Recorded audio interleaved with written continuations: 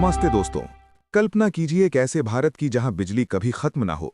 एक ऐसा भविष्य जहां हमें तेल, कोयले या विदेशी यूरेनियम के लिए किसी के आगे हाथ ना फैलाना पड़े। क्या ये मुमकिन है? वैज्ञानिकों का कहना है हाँ। कलपक्कम में भारत ने एक ऐसा अक्षय पात्र तैयार कर लिया है जो न केवल बिजली बनाएगा बल्कि अपना ईंधन खुद पैदा करेगा। इसे कहते हैं PFBR, यानी प्रोटोटाइप फास्ट ब्रीडर रिएक्टर। आज के वीडियो में हम डिकोड करेंगे कि कैसे ये स्वदेशी तकनीक भारत को अगले 400 सालों के लिए ऊर्जा का महाशक्ति बनाने वाली है।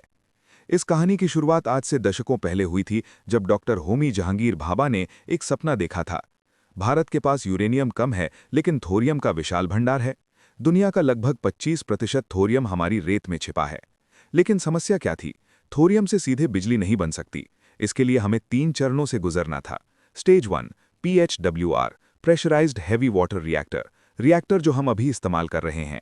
स्टेज 2 फास्ट ब्रीडर रिएक्टर, जिसकी आज हम बात कर रहे हैं।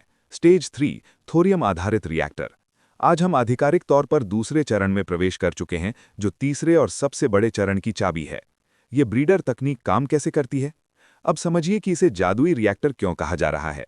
सामान्य परमाणु रिएक्टरों में जितना ईंधन डाला जाता है वो धीरे धीरे खत्म हो जाता है, लेकिन PFBR की खासियत ये है कि ये जितना ईंधन इस्तेमाल करता है उससे ज्यादा पैदा करता है। इसे ऐसे समझिए जैसे आपने बैंक में 100 रुपए जमा किए, आपने 10 रुपए खर्च किए, लेकिन महीने के अंत में आपके खाते में 110 रुपए हो गए। इसमें यूरेनियम और प्लूटोनियम के मिश्रण MOX का इस्तेमाल होता है। इसके चारों ओर थोरियम की एक परत ब्लैंकेट होती है। जैसे ही रिएक्शन होता है, थोरियम बदलकर यूरेनियम 233 बन जाता है, जो अगले स्टेज के लिए ईंधन है। 400 साल की गारंटी और सुरक्षा की चुनौती। विशेषज्ञों का दावा है कि एक बार जब हम थोरियम चक्र में पूरी तरह सक्षम हो जाएंगे, तो भारत के पास कम से कम 400 साल तक की बिजली की सुरक्षा होगी। लेकिन क्या ये सुरक्षित है?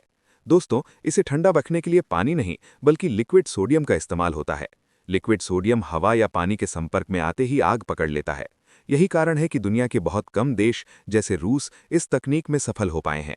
भारत ने इसे पूरी तरह स्वदेशी तरीके से विकसित कर अपनी इंजीनियरिंग ताकत का लोहा मनवाया है। वैश्विक राजनीति और आत्मनिर्भर भारत। भारत अभी भी न्यूक्लियर सप्लायर्स ग्रुप का सदस्य नहीं है। हमें यूरेनियम खरीदने के लिए कई नियमों और शर्तों का पालन करना पड़ता है, लेकिन PFBR हमें उस निर्भरता से आज़ाद कर देगा। ये परमाणु कचरे को भी कम करता है, क्योंकि ये पुराने रिएक्टरों के कचरे को ईंधन के रूप में इस्तेमाल कर सकता है। ये मेक इन इंडिया का सबसे बड़ा और सबसे शक्तिशाली उदाहरण है। निष्कर्ष तो दोस्तों, कलपक्कम का ये रिएक्टर सिर्फ बिजली का स्रोत नहीं है, बल्कि ये भारत की ऊर्जा स्वतंत्रता का घोषणा पत्र है। आने वाली पीढ़ियां जब बिना किसी लोड शेडिंग के बिजली पाएंगी, तो वे आज के वैज्ञानिकों की इस मेहनत को याद करेंगी। आपको क्या लगता है, क्या भारत 2047 तक पूरी तरह से ऊर्जा आत्मनिर्भर बन पाएगा? अपनी राय कमेंट्स में जरूर बताएं। वीडियो पसंद आया हो तो लाइक करें और एक्मे ट्रेंड टॉक्स को सब्सक्राइब करना ना भूलें। जय हिंद।